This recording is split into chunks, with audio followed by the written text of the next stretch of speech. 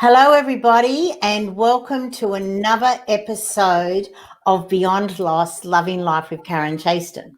I'm Karen Chaston, and each week I show up at this time to talk to you about how you can easily move beyond loss and create a better everyday life. And I like to chat with some people as well as share some different resources on how you can move beyond any kind of loss. And I have found that there are over 40 different loss events that we all will experience in our lives. Yet, not many of us have actually even been taught how to move beyond loss. And that's why I love to bring this show to you each week to assist you to realize that no matter what happens in our life, we can actually move beyond any kind of loss. Hi, Marianne. Great to see you. And this week, as always, I have a beautiful guest, Estelle Coombe-Heath. Hi, Estelle. How are you? Hi, Karen. Thank you so much for having me. So great to have you. Now, you are a holistic health coach. You do so many different things. But before we get into everything you do, great to see you here, Marianne, as I said, second time watching. Wow, I'm so glad that you showed up. Thank you. So, Estelle, let's talk about you and, where you have been. Hi, Naomi. I understand that you may have 3 angel babies that you miss every day. On my show, I don't connect people to their angel babies, even though I do have a son on the other side who is constantly guiding me. What we do here is we actually help you to how to move beyond loss.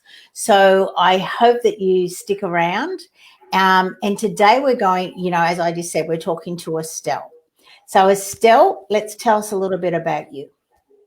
Oh, well, thank you so much for having me, Karen. And I actually am a yoga teacher. I recently moved to, or not so recently anymore. It's been 4 years. I moved to Melbourne from South Africa. I'm a dog mom as well, and yeah, I've come from corporate world. I was in corporate for over 16 years. I was a business analyst, and I've always just had a bit of a passion for health, and I had a real calling in 2015 to start investing into helping other women heal. And I love that because it's, so many people, there's something about 2015, 2016 that we are having more and more light beings actually move out of corporate into looking at ways to assist others to, achieve in all areas of their life. But you've chosen health, which I totally love. And you have focused on, apart from your yoga and exercising, you like to focus on binge eating.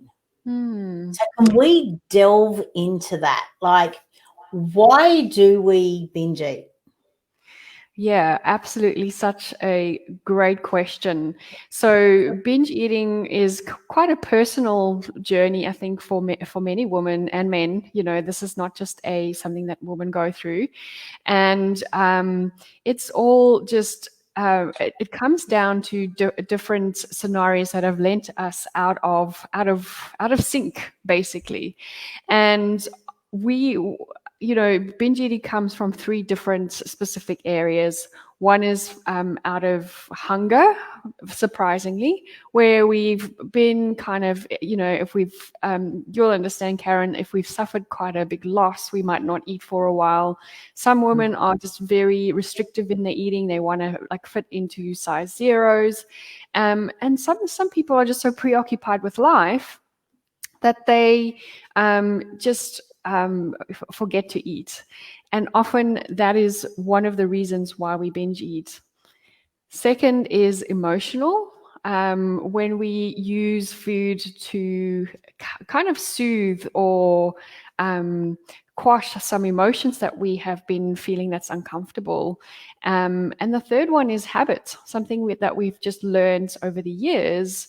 And it can be quite an interesting journey to figure out what it is for my clients and why it's there in the first place. So I guess the second one, just like I've got a little grandson around me at the moment. He's 16 months now, and is the second one? Does it go back to actually when we were babies that our parents may have used food as a way for us to self-soothe ourselves? Yes, absolutely. You know, I think when we are babies, we feel an emotion, but we might not know what that is. So it might feel uncomfortable in the body. So we cry. Our parents don't know what's wrong with us. So then parents usually do the check. Is it nappy? Is it hunger? And usually hunger is probably the second thing that they will do. We crying because we don't understand what's happening with us. We're feeling uncomfortable. It might be a physical pain as well. All of a sudden, we get this beautiful, sweet, comforting milk, and and then we feel better. And that's how we carry on through life. When you like later on, you get little lollies at the doctor when you go for injections or immunizations, and parents start giving us little sweet things if we've been good, rewarding us in certain ways. We celebrate with food. There's birthdays. So food is a big part of our lives when we celebrate, for many emotions, not just the negative ones. Yeah. And, so Naomi has just said, and I'm glad you've healed, Naomi. And at the end of, stick around, because at the end, or if not, come back later, I'm going to share actually a resource of my ebook on how to move beyond any kind of loss. So Naomi said she's the opposite. I don't eat when I get in those stages. She eats everything in moderation, which is obviously our ideal way to become. So what is it, and how is it that some people can do that and some people can't? Is it really just as simple as your parents? No, it's definitely not. I mean, they could be, when we hear about twins having different experiences in life, through like their different filters, it's the same in this situation. You can have two people with exactly the same situations. One tends to binge eat and the other one is able to just eat in moderation, like Naomi, which is like really, really amazing. It all comes down to how we actually process our emotions, how we feel about ourselves. And, sometimes it just feels like, binge eating is often from a space where we feel out of control somewhere else. And it might be that one person just feels like they cannot control their circumstances and eating is just helping them feel better in that situation. Whereas the other person is like, oh, well, they feel indifferent about food. Okay, now I have a belief, and it's probably more of a knowing for me, that a lot of people will hold weight as a protection factor, so that they have this barrier between whatever's going on and whatnot. What's your thoughts on that?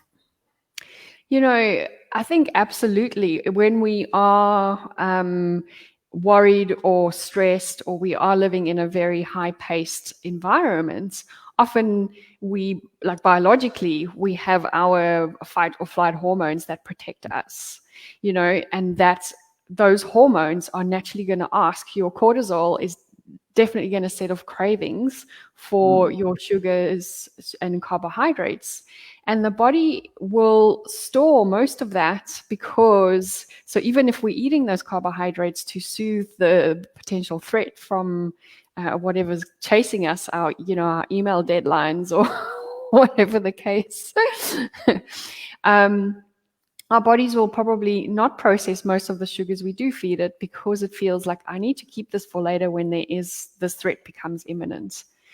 And it definitely, there is a lot to be said about having that extra weight when we are not feeling our best.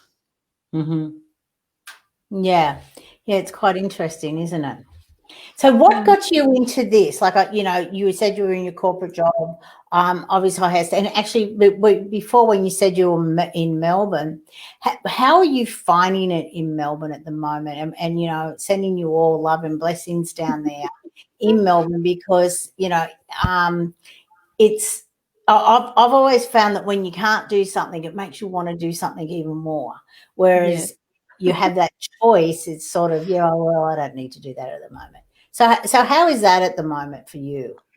I think people are starting to hit a little bit of a I'm over this kind of scenario. For me, it's been quite nice. I've enjoyed being able to be in my bubble, cocoon up, spend my time doing the things that I normally love, which is more the inward stuff.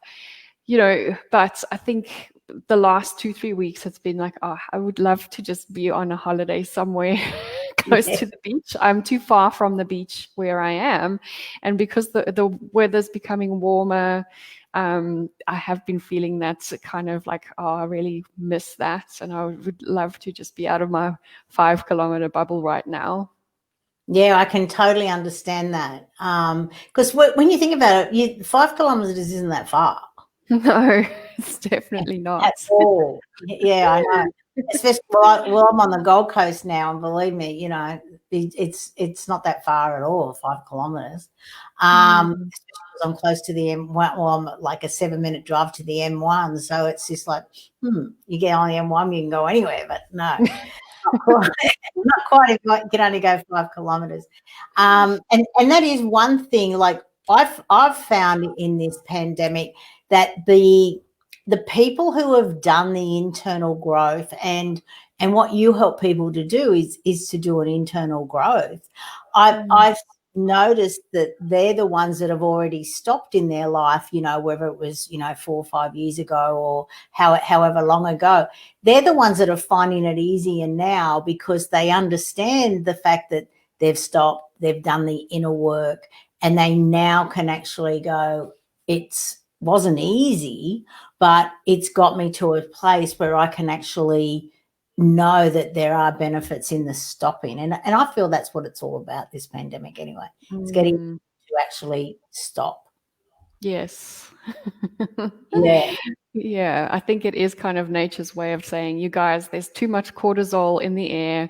Can you just slow down? I'm gonna send you a pandemic so that you're forced to just take it easy, people. Yeah, yeah, and in finding that, we're creating new habits, and I'm sure that people are not only looking at their finances, but they are also looking at the way that they eat and the way that they drink and all those sort of things. So let's talk about some of your clients. Obviously, we won't name them, but let's talk about the sort of things that you do with them and how you assist them. Okay, yes, such a good point. So, I basically help heal my clients from, first of all, a physical perspective, help them heal their relationship with food. Mhm. Second of all, we start looking at the emotional reasons why we overeat, and we go in and not just work with the current emotional causes, but also the emotional wounds that you deal with that a lot, Karen. Yeah, So the actual emotional wounds that drive us to still be in a space where we've just never been able to get out of that rut of using food um, to soothe us. And mm, often my clients don't realize that something so deep down is still driving behaviors 10, 20 years down the line, which is no, normally such a great discovery, understanding that when when we do uncover that, how we can actually just start breaking that pattern. We also look at beliefs, mm, beliefs about ourselves, and especially self-worth. In my space, it's many times because we live in such a competitive world, especially when it comes to our physical appearance, what we're supposed to look like, what we're supposed to eat, what we're not supposed to eat, those kind of things. And there's such a stigma with women having a slight little amount of fat on their bodies, that has been shunned for so many years. And that has created so many limiting beliefs about my clients and me, before before my recovery journey. That was my belief. It was that if I wasn't a certain size, I wasn't good enough. If I couldn't stick to my diet, I wasn't disciplined enough. And it's so many things that keep us in that overdriving space. And also, one thing that's really, really important is that healing that relationship with food. Food is there to sustain us. However, if we are being so strict and we make it so, out of bounds and banned, that's often why we crave them in the first place. Yeah. So, and as Naomi said, it is everything in moderation. And so I really like the way that you sort of said healing your relationship with food, because, it is a relationship, and it's a relationship, I guess, that is so often misunderstood. And there are certain people who, see food as a way to live, whereas other people see that, you're not living unless you've got food in the scenario, sort of thing. So what are some of the exercises that you can share with us? Hi, Susie. Nice to see you here. What are some of the exercises, that you could possibly share with us that assist people to heal their relationship with food? Okay, that's such a good question. So one of the first exercises I normally give my clients is to understand how food makes you feel. So keeping a small little food journal, and this is not to count your calories or anything like that. We've all done that, Weight Watchers points and everything else. This is really just tuning in to kind of jot down how food makes you feel emotionally, how it makes you feel energetically, and also how quickly that specific food makes you hungry again. So did it really satisfy you? So one person can eat a handful of nuts and that will sustain them for hours and hours. Another person will eat that same handful of nuts and they'll be hungry 5 minutes later. So it's just about understanding how that food actually affects us, and especially how it starts affecting our cravings and our mood as well. So when we delve into that understanding, it's kind of healing that, like it's building a further, more intimate relationship with food, because it's like, yes, that's how you affect me. And it's also then being able to choose more of the foods that really help you and support you through your life. Yeah. I love that. Yeah, and that sounds like a similar exercise that I've done and actually do with my clients, because it is about connecting to you, and I love to share a story that when I was 13, I was on this school excursion, and I lived in Sydney at that time, and we had to, we had to fill in like a map, sort of, here, there, look here, what do you see, and stuff like that. And as we were coming into Redfern Station, on the left was a bakery, and they had a sign that said, "What you eat today walks and talks tomorrow." Right. And it always stuck with me. Not that I always followed that guidance, but when you do actually ask a question before you take that bite for, or you actually say, is this, as you just more or less said, is this going to sustain me, or is it just going to be good for 5 minutes and then it's going to be, that wasn't really worth it? Your thought?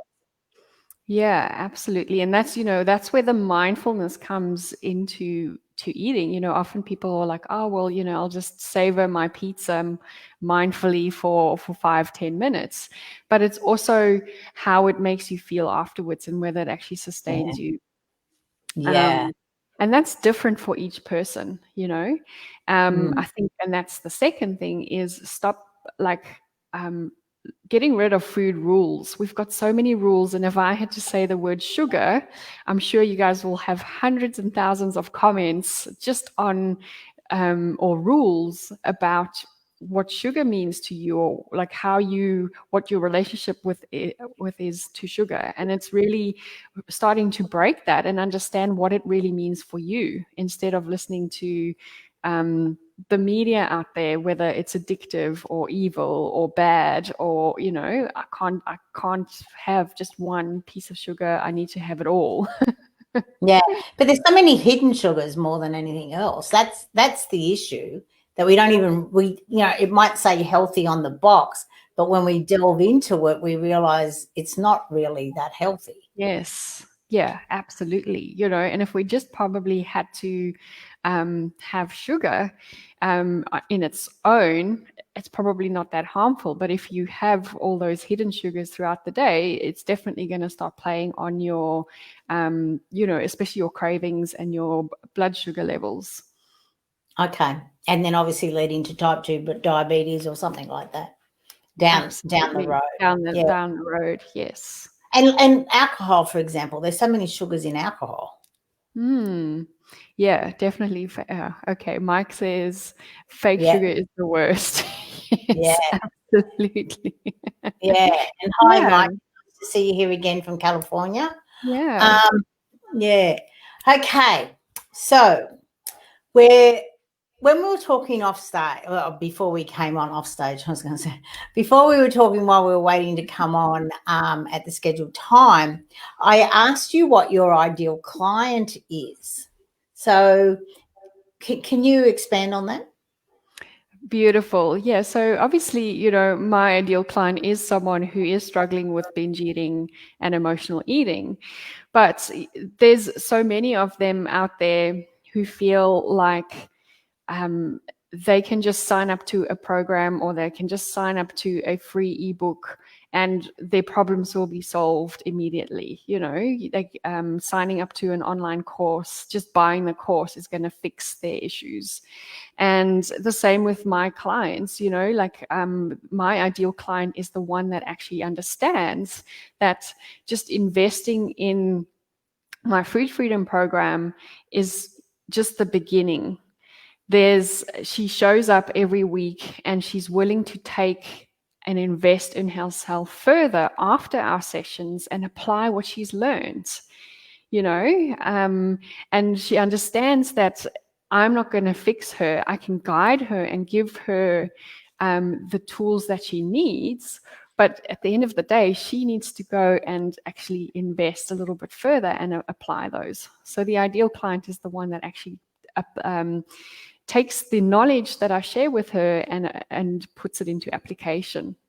Yeah, and brings it into her daily habits. And look, I totally agree. I'm currently working with this amazing lady out of Scotland, and she's like, "Oh my God, Karen, this is so hard, but I know by taking these action steps, it is healing me and it's assisting me to move forward and to create that better everyday life." But it always comes down to action. So why is it as humans we just go, well, I've got the knowledge, why can't it just work without me having to do anything? Well, I mean, if that was the case, we could all just Google how to do something, and then there would only be one page on Google on how to do something, and we'd all follow that, and it will be fine, right? And life would be pretty boring then, because we'd all be exactly the same. Exactly. But, I think it's because and I love, working with the brain and our psyche and everything. And it really comes down to what is easier. Our brains like to work with what's easiest for us at the time. And what's easiest for us at the time and less scary, it's probably more scare and fear that keeps us sticking to the things that we are currently doing, because we know that path. It's an easy neurological path that we've created throughout the years.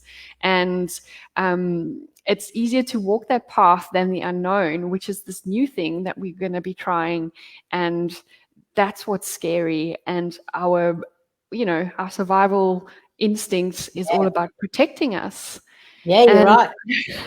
You're so right. It's our conscious mind, which I know how to keep you safe. So I'm going to just keep you doing this, and I'm going to, put all these things in you. Whereas if you change, I don't know how to keep you safe. So we're just going to put all these obstacles in your ways to make it not as easy as what we like. But it mm, is, you're so right, Estelle. It is about us understanding that. So yeah, thanks for helping everyone. So it's just like telling the conscious mind to get out of your way, so that you can achieve what you want to do, isn't it? It's it's mm. like, oh, I so want to do this, but yeah. So you mentioned also that you are going to do some yoga. Talk to us about your yoga, and what was the app or that you were doing it on? So yes, this is still very beginning stages, but I have applied to be teaching yoga on Insight Timer. And for those of you, let us know in the comments if you've ever used Insight Timer. It is such a great app. It's free. You can go have a look, download it onto your phone. There's hundreds of different meditation facilitators on there, and they'll soon be opening a yoga space as well. So hopefully, if everything goes well, I am trusting that the universe will guide me and send me in that direction. I will be teaching yoga on Insight Timer. Actually, I have used Insight Timer. I don't know what I heard before when we were off thing. I It's actually probably my used that. accent. Yeah, I have actually used it. I use it. I use the 20-minute bell for when I meditate, just as a guidance. I don't do many of the guided meditations because I use a mantra, but it is a great little app for Mm. everyone to use. Yes, definitely. And I use it. I love that bell. I've put Yeah, like different, I've got custom ones for different things.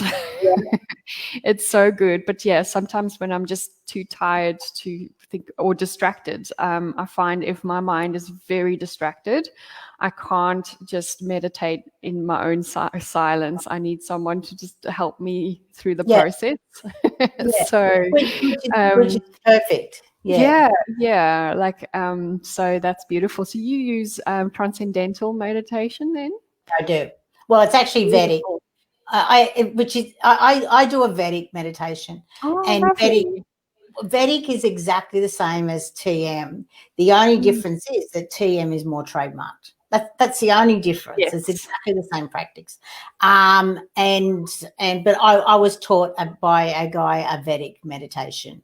Oh, Mainly for beautiful. that reason is that he found that the TM was a bit too much trademarked, and he wanted to go back to the originality of the Vedic principles and all that sort of stuff. So yeah, Mm. so I do that, which I like. But I also feel that if I miss a day, I'm not as grounded, not as anchored in where I want to go, sort of thing. So how about you? So let's get into meditation. Oh, yes, I absolutely love meditation. I think it is just such a great tool. It's free, first of all. You can do it anywhere. And even sometimes you can do it with your eyes open, with, if you're just meditating on the breath. So, Yeah, yeah, I'm the same. If I don't do meditations, I kind of feel like I'm scattered through the day. So yeah, it's just such a nice way to do it. And I often find that I don't have a set schedule of doing them. But usually I find that I'm like inclined to do one in the mornings, yeah, and in the evenings as I wind down. yeah, It's real great practice for me to just meditate on the day, or connect with my higher self through yeah. meditation. And it Mm. doesn't take long. And I always like the old Buddha saying, everyone can meditate for 20 minutes a day. And if you don't have enough time, you should do it for an hour a day, which I just think exactly says the benefits that you get from it. Oh, good on you, Mark. He does a salt bath yoga. Well, that's Amazing. interesting. Salt is really good for detoxing and also cleansing your energy, your aura, and your energy layers. So that is such a great way to do that. Hi, Jason. Thanks for joining. Nice to see you, Jason. Yeah. Okay, well, we're now at the 30-minute mark, which is fantastic. So, have you got any questions, anyone? Any questions for Estelle or for myself? Obviously, Michelle, Estelle, I should say. Estelle just covers so much, about assisting you to actually to have your wellness, not only your physical wellness, but also your mental and your emotional and your spiritual wellness, all sort of wrapped up in one bundle. So when you were in your corporate, while we're waiting for some questions to come in, were you like this, or did you sort of, get sucked into the density of it all? Well, it evolved over time. I would say at one point in my life, I was not conscious about my health at all. I was a binge eater back then already. I was working 15-hour days. I would not eat at work because someone commented on my lunch one day, and from that, I didn't have time for it anyway. So I was like, well, if that's it, I just won't eat. I lived off coffee and cigarettes. Okay, can we go back to that? What was your lunch that made them comment on? I think it was I can't even remember. It was just a stew, I think, and it was. Yeah, it was just something that I took very personally. And But what was the comment? That it wasn't appropriate for work, or was it? yeah, someone just said, "Oh, what's that smell?" Like, Oh, but understanding the context of where I was working, there was no time to get up from your desk and go and have lunch in a lunchroom. So I had to eat it at my desk.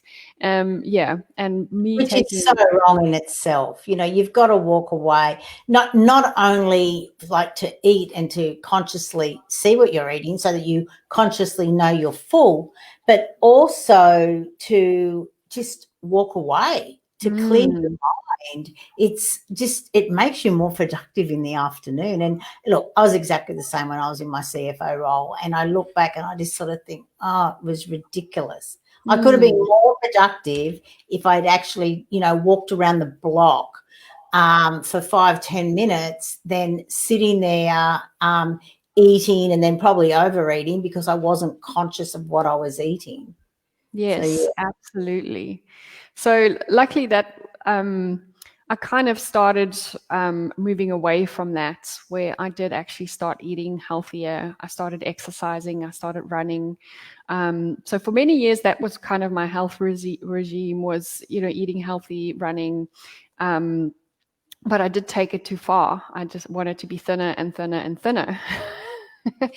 So, and that's what aggravated my binge eating even more. So let's delve into that a little bit more. So why did it aggravate it even more? Is it because you were hungry?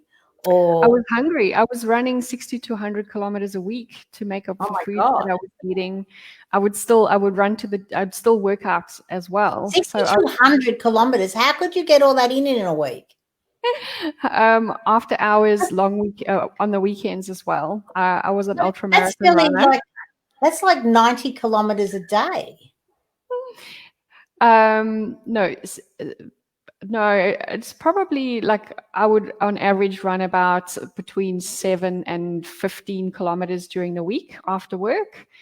And then on weekends, we would run 30 kilometers like a Saturday, like another 15, 20 on a Sunday, that kind of thing. So the life of an ultramarathon runner.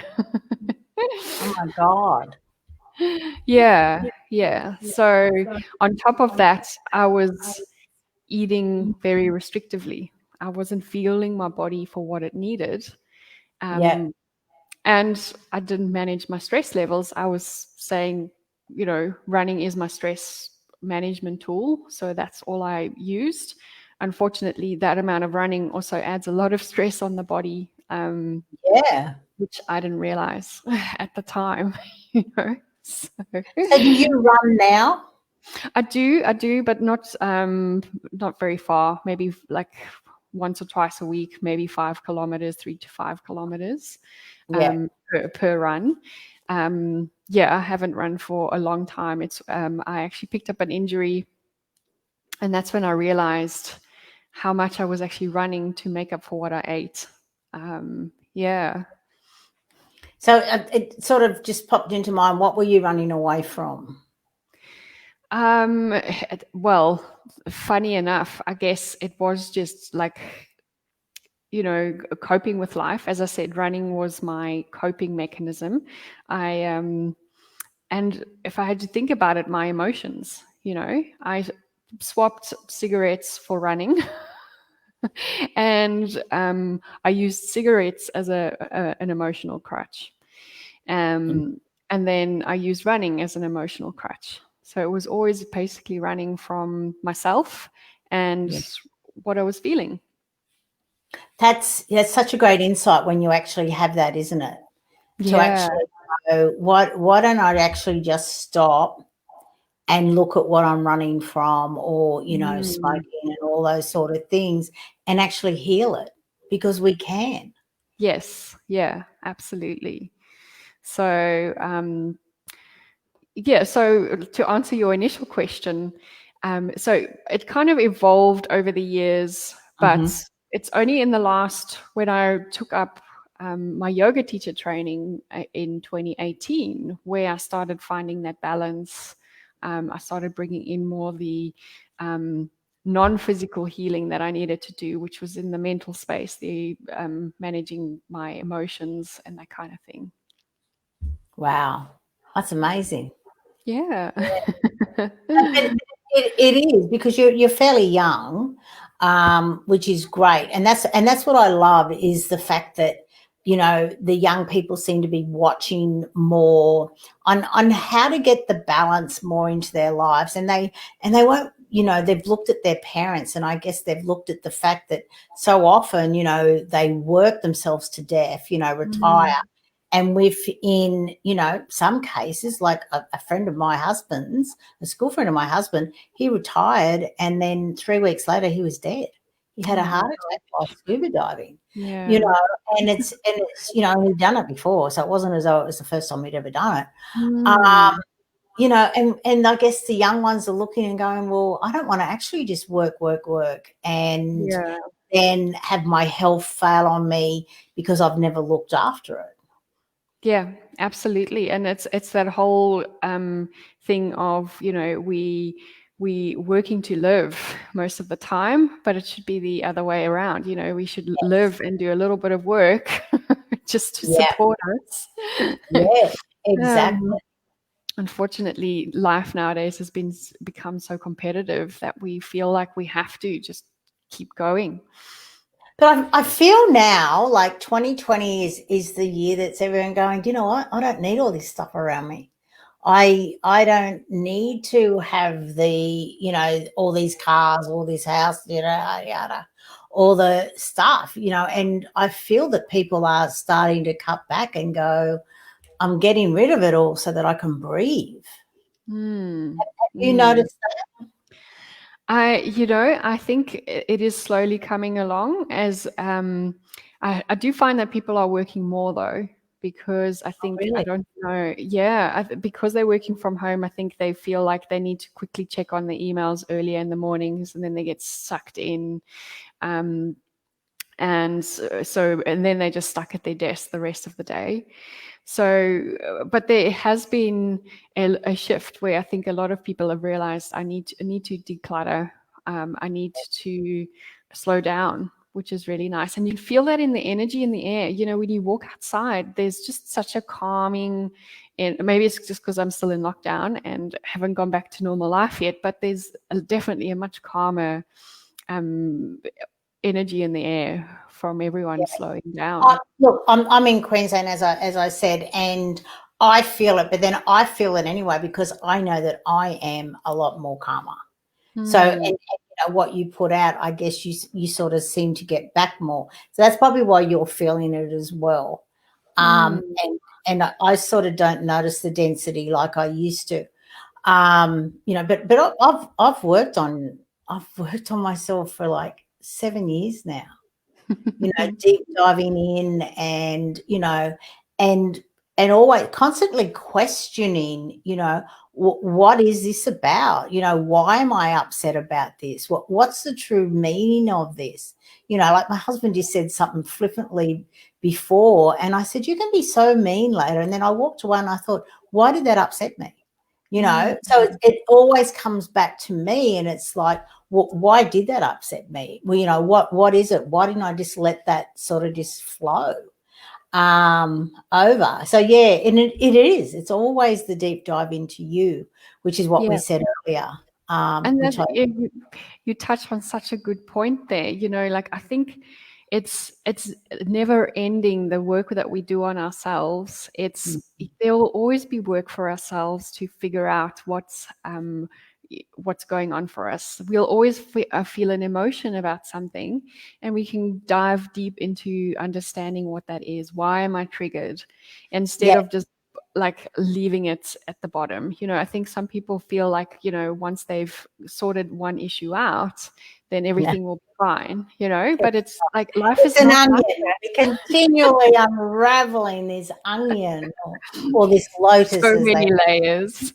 there's so many layers, so And many. but I think that's great. I think, exploring that and getting to know yourself and is such a gift. It might be scary, but there's so much value in that, in like understanding ourselves better. And I think that's probably what makes us human, is the fact that we are able to go deeper and take that time to understand what that is for us. Yeah, no, I totally agree, obviously. But yeah, sometimes you just sort of think, oh, haven't I finished now? But no, but that's what life is all about, isn't it? It's constantly changing. We're constantly changing, new things come up. But I must admit, I look at people, women especially, who are younger, who have issues with being in their body at whatever age. You look at the young 20-year-olds having Botox and this and that, and you just sort of go, why? Like, seriously, you 30, 20, 30, physically you're normally at your peak.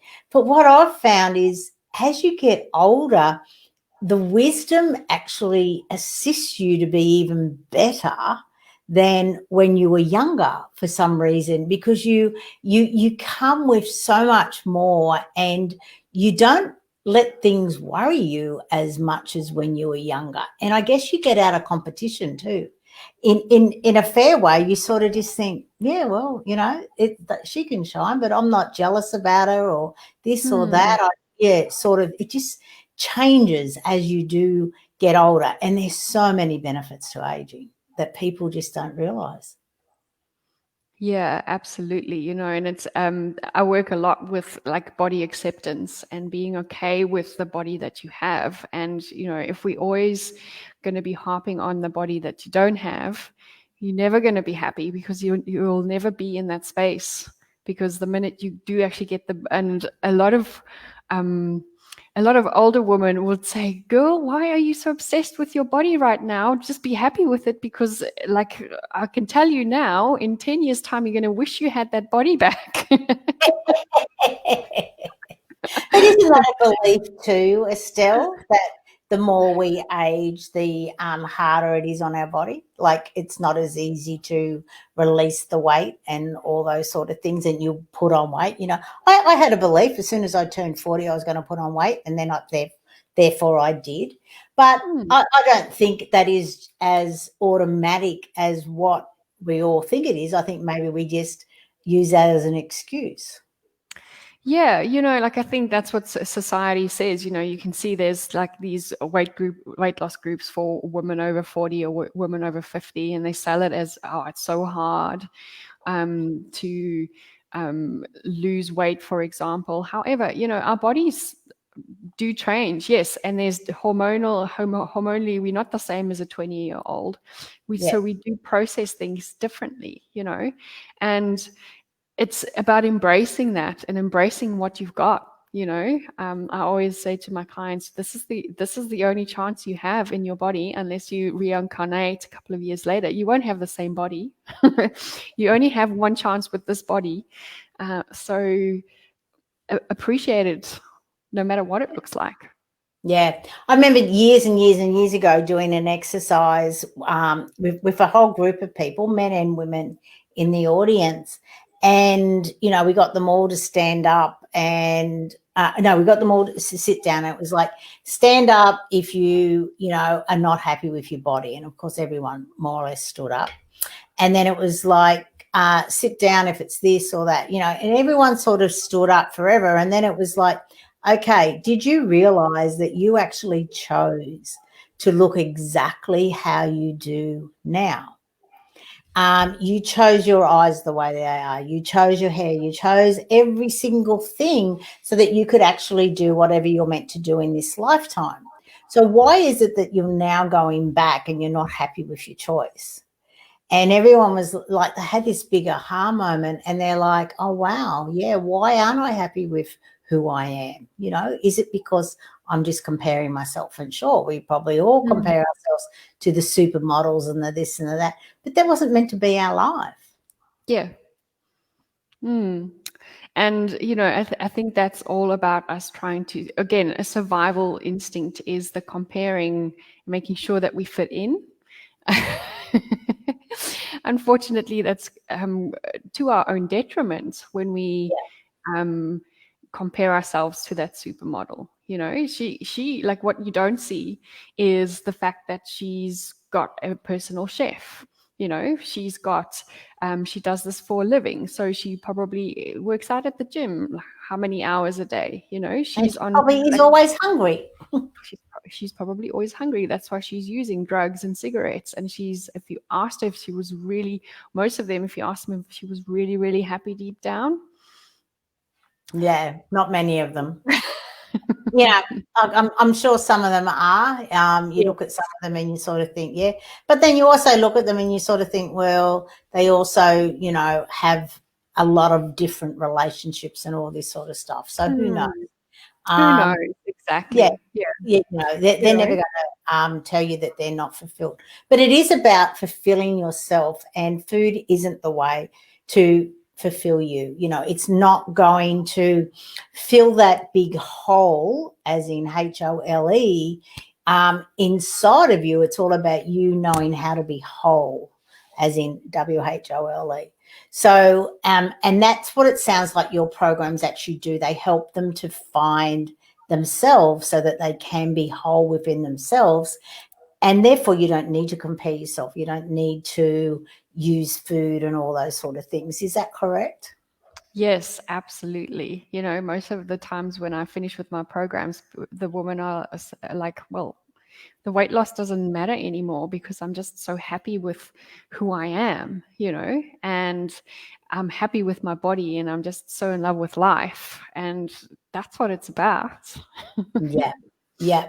And that's why we both do something completely similar, because that's exactly what, I do is I help people to actually love their life and see the gift in all of the events that have happened in their life. And sure, some of them may be really, really tragic, but it is always about you knowing and understanding that, you're the only person you're going to spend your entire life with. So you've really got to look after you. And, your physical body, I wish that I had been so conscious of it when I was younger, because, I was like you. I, left my body go in order to grab this, big corporate sort of career, and always thinking, oh, yeah, later. But I love the old adage, I spent my health to get my wealth, and now I'm spending my wealth to get back my health.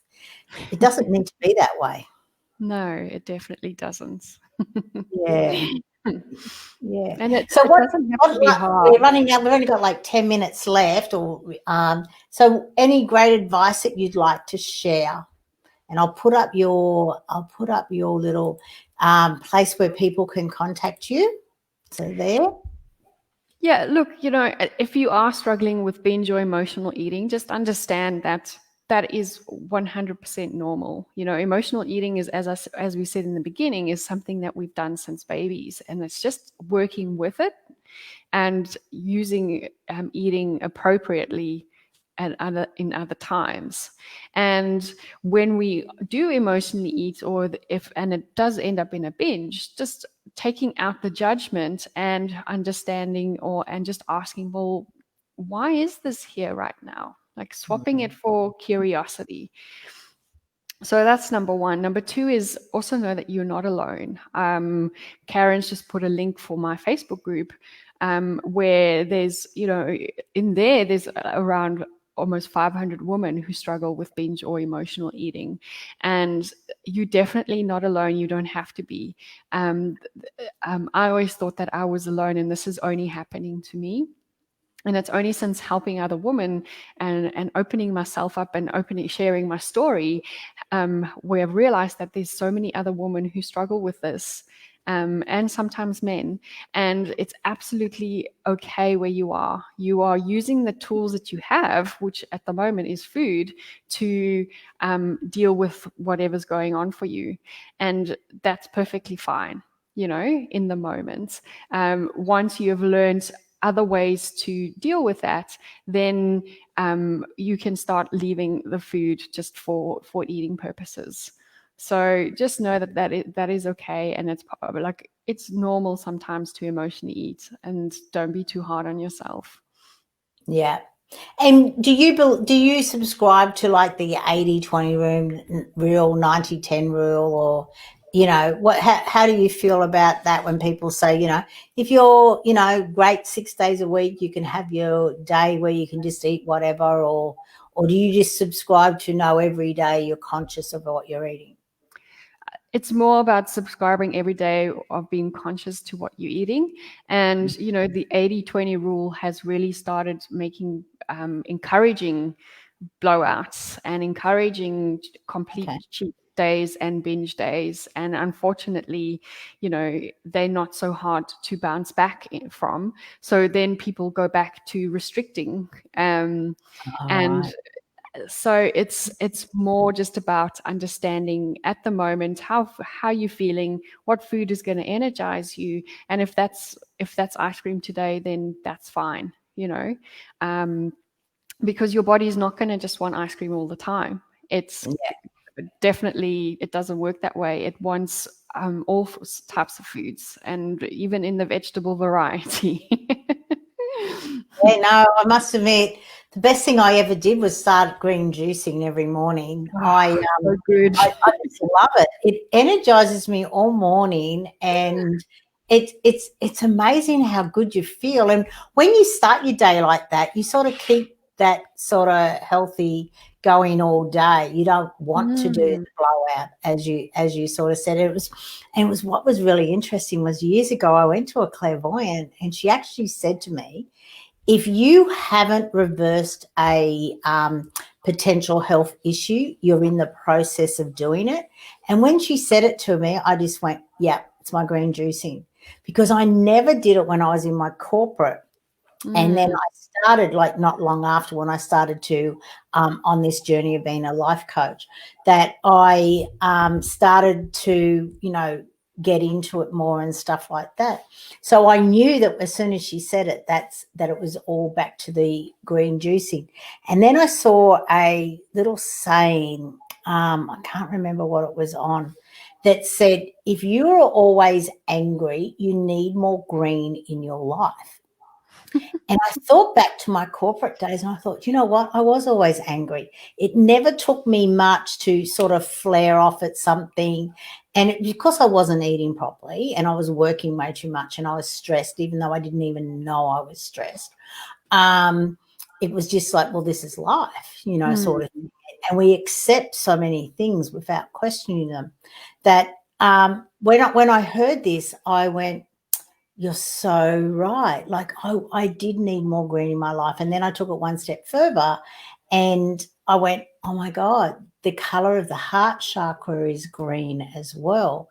And I needed more love in my life, not only for others, but more importantly for myself, because I was ignoring me. I was doing for everyone else except myself. And when we start to actually live and love our lives and start to realize that it's important for us to love ourselves and to see ourselves as worthy, it makes such a difference in our lives. Your thoughts on that, Estelle?